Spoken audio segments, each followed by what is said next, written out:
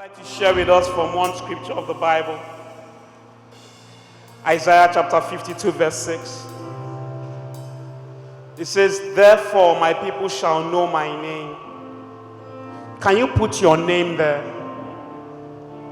And if you don't have a name, just use Michael. Very easy. Therefore Michael shall know my name. Therefore they shall know in that day that I am he who speaks. Behold, it is I. You will know his name again. I will know his name again. Michael will know his name again. I can't hear you. Michael will know his name again. And I will know that he is the one who speaks. You know, one thing about God is he reveals himself at the point where you are. And he starts from that point. And he starts to take you to another level, to another level, to another level. So if you're a fisherman and you haven't caught fish, where does it start from? You say they said they've toiled all night and they caught nothing. What happened? He said, cast your net again. And I'm declaring to each and every one of you this evening, you will cast your net again. And this time around, it's not going to come back empty. This time around, it's going to come back full. And that which you have been doing, that you're saying, Lord, how will I see you in this? You will pull it up and the net won't hold anymore. Because that is what happens when you get to know God. And that is the truth about God. He doesn't take you to a place where you don't have tools to operate. So he won't put you in a position where you don't have the capacity to handle it. So that is why he will meet you where you are. I got a new revelation of Moses. Moses was the one that said, I'm a stammerer. God didn't see a stammerer. And God sent him Aaron. He got punished for it one way or the other. Because God didn't want to send Aaron with him. But he said, I'm a stammerer.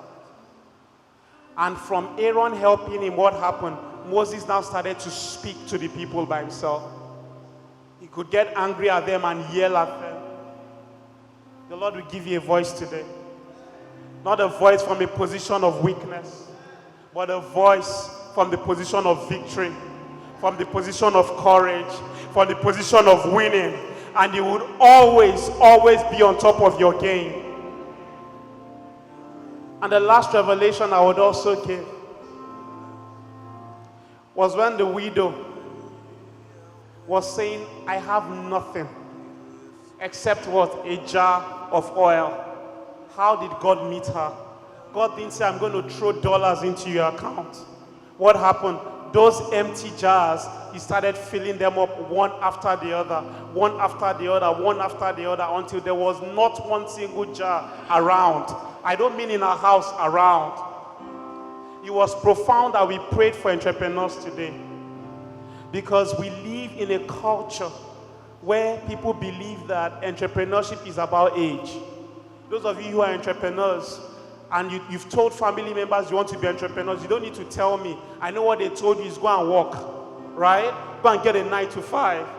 But the Lord is going to give you the spirit of 9 to 5 where you are, in such a way that you don't need to spend 20 years before you step out. You will step out from this moment. You don't need to have a CV before you become an entrepreneur. I see Europeans, Americans, I see Singaporeans, and they're entrepreneurs, and they have multi-billion-dollar businesses, multi-billion-dollar businesses. How old are they? 34, 30, 28. So what is stopping us? Nothing. Worthy is your name. Worthy is your name. Worthy is your name. Worthy is your name. If that's the only name we call today, we'll be well accomplished and fulfilled, because worthy is his name. Worthy is your name, Jesus. Worthy is the one to whom we live in, we move and have our being. Worthy is the one to whom everything about our life consists. Worthy is the one who is, who was, and who is to come. Worthy is the one who doesn't panic when anything happens. Worthy is the one who ever remains sure and stands upright. Worthy is the one whose blood keeps speaking. Worthy is the one who's never lost a case. Worthy is the one who keeps on giving. Worthy is the one who your requests can never surpass what he has to give. Worthy is the one who, when you ask, he overdoes according to his will. Worthy is the one who protects and keeps in the midst of chaos. Worthy is the one who can restore where men have said it was impossible. Worthy is the one to whom impossibility is his very beginning. Yet he calls you and I friend. Yet this thing is a relationship. Yet it says you're not slaves, you're not far away. It says you can call me and cry, Abba, Father. It says you don't have to come to me like one who doesn't know what you're about to say, but you have free access because of what my son has done. They were asking the disciples, who do men say that I am? They said all kinds of things. But Peter said, you are the Christ. He says, flesh and blood has not revealed this to you. Upon you, upon that revelation, I will build my church. And the gates of hell shall not be able to. You know, I'm tired of a church that doesn't seem like it's a church. And that's why when we come to this kind of gathering, I don't play with it, because I'm like, God, you are real and you are in this place. I will take the most of all I need to take, so that when I get out there, I'll be the light you've called me to be. Everyone is talking about insecurity in Nigeria. Everyone is talking about all the problems. And God is saying, well, I have put my children there, and I'm just waiting and looking for any one of them that recognizes and is not looking with their physical eyes, because too many times our physical eyes deceive us. But if only you and I were seeing with the eyes of the Spirit.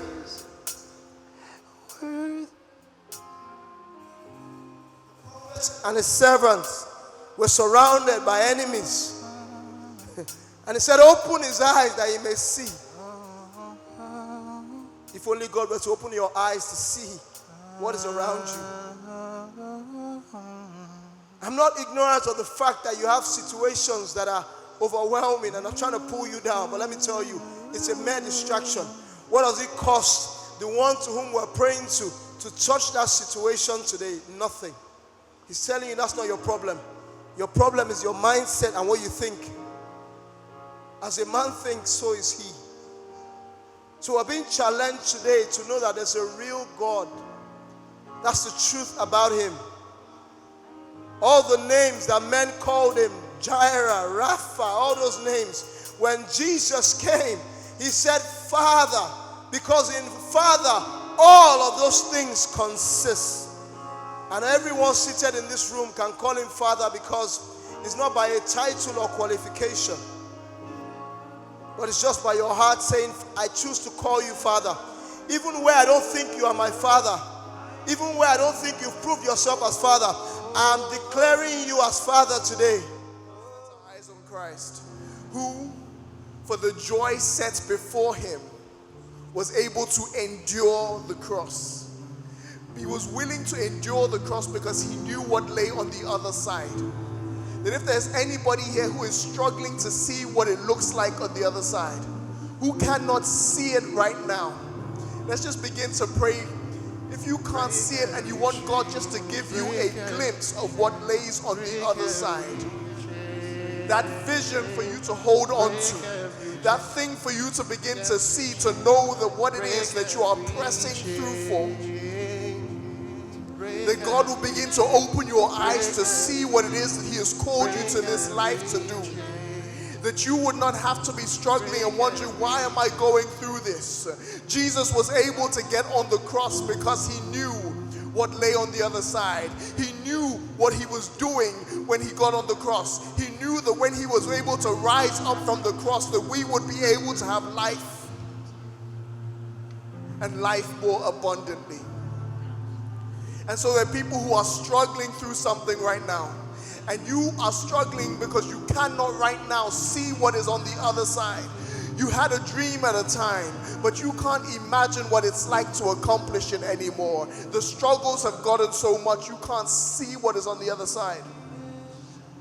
Anybody struggling with that, let's just come forth and take time to pray about it.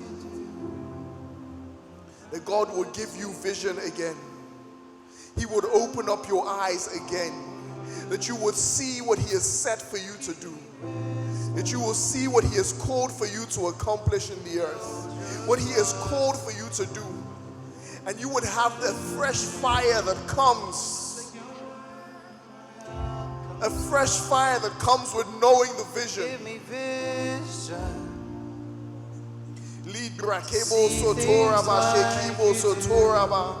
Oh God, your people are coming to you, that they might see you again, that they might see again what you have called for them. Give me wisdom.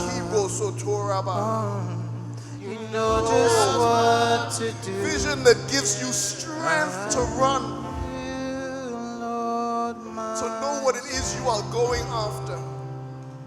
That you would not run out of steam in the middle of the race, because you see what God has set before you. We always say that God is not a God that starts a thing he has not already finished. Yet we're halfway through our journey and we're struggling. God, open my eyes again to see what lays at the end. God, I look to you. You're where my help comes from.